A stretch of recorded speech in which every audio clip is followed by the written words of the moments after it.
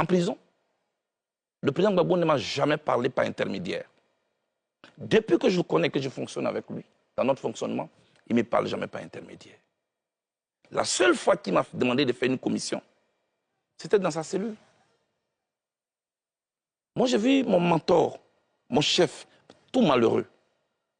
Il m'a fait une seule commission que j'ai menée à bien. Je vais vous citer des noms aujourd'hui. On en finit ça avec. Parce que mon silence risque de se retourner finalement contre moi. Président, qu'est-ce qui n'y va pas?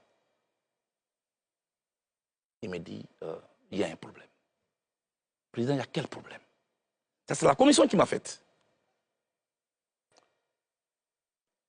Il me dit, la maison qui sert de siège au Front populaire ivoirien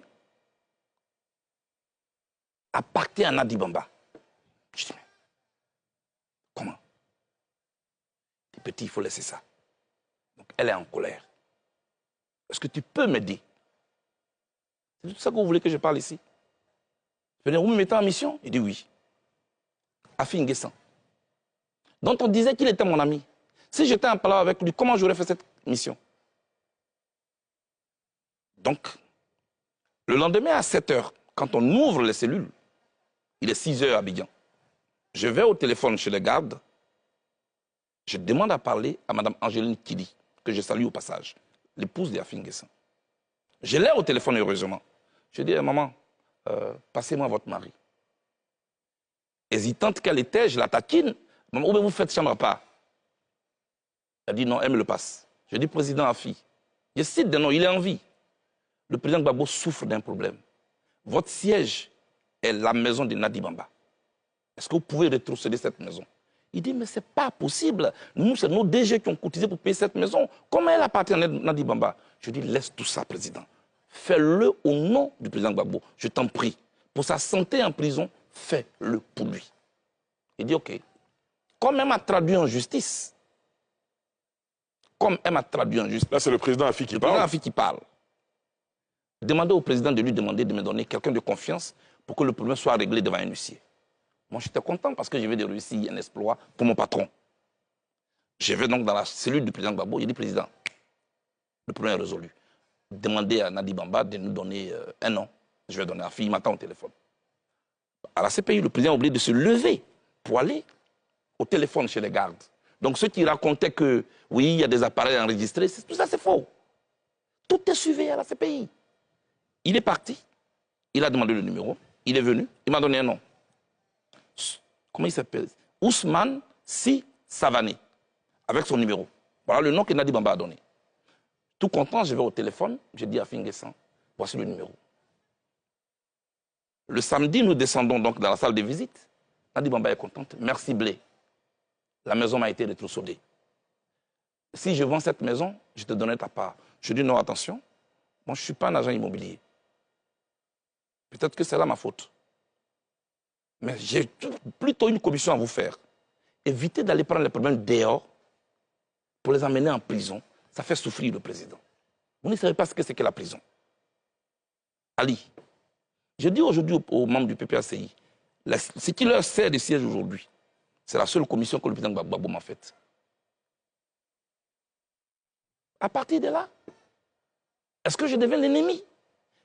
Tout le narratif qui a été construit autour du président Gbagbo, c'était pour nous éloigner. Avec le même conglomérat qui aujourd'hui désobéit à l'ordre du président Gbagbo et qui est en train de partir. Quand vous dites le conglomérat, vous faites allusion à qui? Mais il y a Stéphane Tipré, qui est parrainé par Nadi Bamba, avec tout leur groupe d'anciens UNG. C'est eux qui aujourd'hui sont venus nous diviser à la gauche. Regardez, Lida Kwasi est en prison. Damana Pikassa est en prison. Kone Boubaka est en prison. Tous les camarades de gauche sont en prison. Le conglomérat de l'UNG est dehors. La gauche ivoirienne est victime d'un complot d'infiltration. Des gens qui ont mis en place un plan d'expropriation et un plan d'appropriation. Voilà ce dans quoi nous sommes. En ce qui me concerne, le président Gbagbo n'a pas refusé de me recevoir. Ali, je n'ai jamais voulu parler. Nadi Bamba m'a envoyé mon ancien directeur de cabinet quand on était en semi-liberté. Je cite des noms ce soir. Vous étiez encore à La Haye ou C'est à La Haye. Ali Diarasouba. Il m'a envoyé Diaby Youssouf, qui vient me trouver à 3 h du matin dans mon hôtel à La Haye. Il dit qu'il a été envoyé par Nadi Bamba. qui lui dit de me faire une commission que voici. Et les Ivoiriens doivent ce soir. Dis à Blé Goudé que tant que je suis en vie, il ne verra plus jamais Laurent Gbagbo de ses yeux. S'il l'a vu, c'est à la télévision. S'il l'a entendu, c'est à la radio. Mais mieux, mais j'ai dit pire, dis-lui que tôt ou tard, j'aurai sa peau. C'est la commission que Diaby Youssouf, votre directeur de cabinet, vous fait. Oui, et je lui dis, mais Diaby, tu as écouté aux portes ou bien on t'a vraiment envoyé? Parce que ce que tu dis est grave. Il m'a dit, c'est elle qui a même payé mon transport. Ali, c'est le programme de cette dame qui est en train de se dérouler sur moi. Au point que mes amis et moi, on ne peut pas se parler aujourd'hui. Voilà ce qui se passe. Pour le reste, je vous le dis. Moi, et c'est la même chose. En 2009, je peux aller plus loin. Votre aîné, Issa Sangaré Yereso, il est en vie, je le cite. Il avait une émission qu'il animait qu'on appelle En toute franchise. Sur les antennes de la RTI, effectivement. RTI 1. Je demande que Guillaume Soro désarme. Parce qu'il a été nommé Premier ministre, pour qu'en retour, il désarme. Vous savez ce qui s'est passé? 3 jours après cette interview, je suis convoqué par Nadi Bamba, chez elle à la maison. J'y arrive, je trouve Guillaume Soro. Je trouve Konaté Sidiki. Je cite des noms. Je trouve Meïté Sendou. Je suis sur un banc d'accusés. Quelques minutes après, le chef de l'État de Côte d'Ivoire arrive. Me voici entre le Premier ministre et le chef de l'État. La dame prend la parole. Blé présente tes excuses à Guillaume Soro. J'ai dit pourquoi? Pourquoi tu lui as demandé de désarmer? Les armes qu'il porte de jour, ça tonne. Ce ne sera pas contre Gbagbo. Tu ne sais pas. Tu ne sais pas de quoi tu parles. Qui suis-je? Devant le chef de l'État de Côte d'Ivoire. Devant le Premier ministre, je me mets à genoux, je demande pardon au Premier ministre. Et je n'ai pas dormi toute la nuit. Les armes ont tourné en 2011. C'était contre qui? C'était contre les Ivoiriens. Le président Gbagbo a arrêté. C'est tout cela. C'est de ça que moi, je ne veux pas parler. Tout ce que je dis, si elle n'est pas d'accord, elle peut me traduire en justice. Je suis prêt pour ce procès de vérité. Parce qu'on ne peut pas gâcher tout un combat comme ça. Toute ma vie, je n'ai fait que faire la prison. J'aime le président Gbagbo. Je n'ai rien contre le président. Est-ce que vous avez essayé d'utiliser d'autres voies et moyens pour rencontrer le président Gbagbo? Je suis allé rencontrer le pasteur Dion. Il est en vie. Je lui ai dit, est-ce que vous pouvez approcher mon père? Je veux parler avec lui. J'ai écrit une lettre que j'ai remise au professeur Hubert Oulaye. Ça n'a pas marché. Je me suis rapproché de tous les chefs départementaux coutumiers de Gagnoa, avec à la tête Boga, Sivori. Ils sont allés rencontrer le président Gbagbo à ma demande. Ils sont revenus, ils m'ont dit, il dit que tu ne lui as rien fait, mais il s'organise pour te recevoir. Je leur ai dit, c'est pas vrai, ça ne va pas se passer. Parce que le programme d'une dame est en train de se dérouler. J'ai fait tout ce que je pouvais faire pour rencontrer le président Gbagbo. Donc les jeunes gens qui sont instrumentalisés sur les réseaux sociaux, non, mais il n'a jamais demandé, ils ne savent pas de quoi ils parlent. Moi, je ne suis pas leur ennemi. Il y a un complot contre la gauche ivoirienne. L'opposition est aujourd'hui à terre, on ne peut rien faire. Non, quand vous expliquez les choses, il y a peut-être une dent contre vous, mais quand vous parlez de complot contre la gauche ivoirienne, c'est peut-être un peu trop gros. Quand les acteurs, Ali, quand les principaux acteurs ne peuvent même pas s'adresser la parole, des gens qui se réunissaient, qui concevaient, qui ont un parcours commun, qu'ils ont connu dans la douleur de l'histoire de la Côte d'Ivoire. Aujourd'hui, qu'est-ce qui nous oppose fondamentalement? Parce que l'autre a peur de m'approcher. Parce que s'il m'approche, il ne peut plus avoir accès au président Gbagbo. Il y a un corridor qui a été installé, avec un guichet unique.